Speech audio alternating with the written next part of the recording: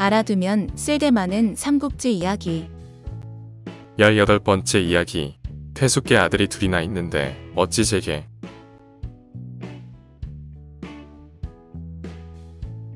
한편 서주의 도겸은 병세가 깊어지는 와중에 다시 한번 유비에게 서주를 맡아줄 것을 청하게 됩니다. 태숙께는 아들이 둘이나 있는 것으로 알고 있습니다. 그런데 어찌 제게. 아니요. 그 아이들은 큰일을 할 그릇이 못 됩니다.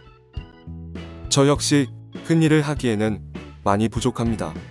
도겸이 숨을 거두면서까지 한 부탁에 결국 유비는 어쩔 수 없이 서주를 맡게 됩니다. 이 소식을 들은 조조는 서주로 쳐들어가려고 하지만 황건적 잔당들이 보유한 불량미를 뺏기 위해 연암과 영주를 공격하자는 대신의 의견에 따르게 됩니다. 며칠 후 연암 땅에 도착한 조조의 군사들은 황건적의 잔당을 닥치는 대로 썰어버렸습니다. 조조는 기세를 몰아 양산을 단번에 빼앗았는데 다음날 황건적의 다른 우두머리인 황소와 하만이 많은 군사들을 이끌고 조조 앞에 나타났습니다. 그러나 하만은 조조의 장수에 죽임을 당하고 믿었던 하만이 죽자 황건적들은 허둥대며 달아나기에 바빴습니다. 잔당들을 뒤쫓던 전이는 황건적을 잡아두고 있던 한 장수를 만나게 되고 둘은 하루 종일 치열한 싸움을 벌이지만 승부를 가지지 못합니다. 조조는 꾀를 내어 전이로 하여금 그 장수를 유인하게 만들어 생포를 하게 됩니다. 장사의 고향과 조남을 알 수 있겠소? 저는 초연 사람으로 허저라고 합니다.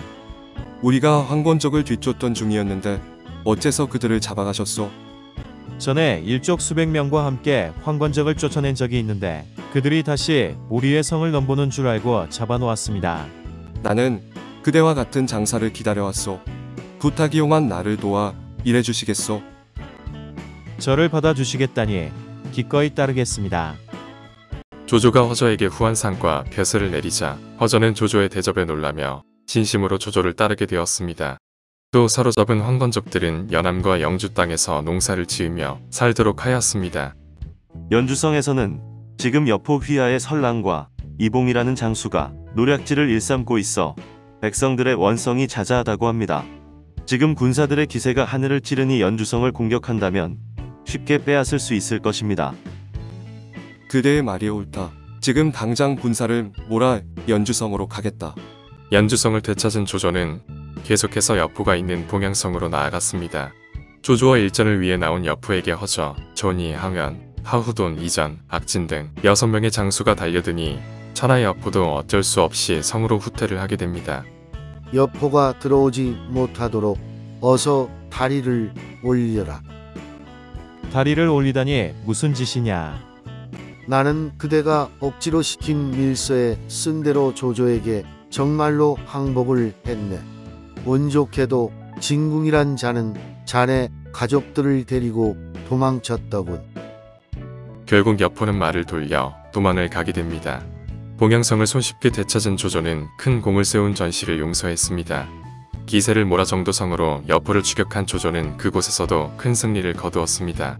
대패한 여포의 군사들은 모두 흩어버리거나 조조군에게 죽임을 당했고 정도성은 조조의 수중에 들어갔습니다. 정도성마저 조조에게 함락되자 이제 산동 일대는 모두 조조의 세력권에 들게 되었습니다. 여포는 원소에게 도움을 청해보았지만 원소는 오히려 군사를 보내 조조와 손을 잡고 여포를 잡으려 하였습니다.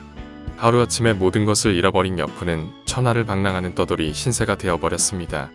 원소마저 우리를 잡으려 혈안이 되어 있으니 어쩌면 좋소. 서주태수가 된 유연덕을 찾아가면 어떨까요? 유연덕은 서주의 백성들에게 존경을 받고 있다고 합니다. 그가 거절하지 않기를 바라야겠군. 여포는 당장 유비에게 사람을 보냈습니다. 천하의 영웅이 의지할 곳이 없어 우리에게 거두어 주기를 부탁하는구나. 그럼 여포를 받아들이겠다는 말씀입니까?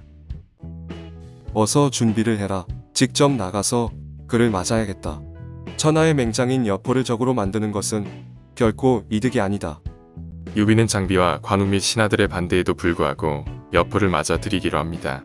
유비는 30여리나 되는 먼 길을 나가 여포를 맞았습니다. 유비는 여포와 그의 가족들이 머물 수 있는 집을 마련해 주었습니다. 다음날 여포는 답례로 유비 형제를 청하여 술자리를 마련했습니다. 술자리에서 무례하게 구는 여포에 장비가 대노를 하게 되고 여포는 소패성으로 물러나게 됩니다. 한편 유비가 여포를 받아들였다는 소식이 조조에게도 전해지게 됩니다. 뭐라고? 유비가 여포를 받아들였다고? 여포는 지금 소피에 머물러 있다 하옵니다. 한 발 늦었구나. 걱정하실 것 없습니다. 여포는 유비의 사람이 되지 않을 것입니다. 삼국지 인물 이야기. 여포. 여포는 오원곤 9원년 출생으로 자는 봉선이며 198년에 죽었습니다. 활쏘기와 말타기에 능하였으며 병주자사인 정원의 양아들이 되어 낙양으로 함께 가서 동탁과 싸웠습니다.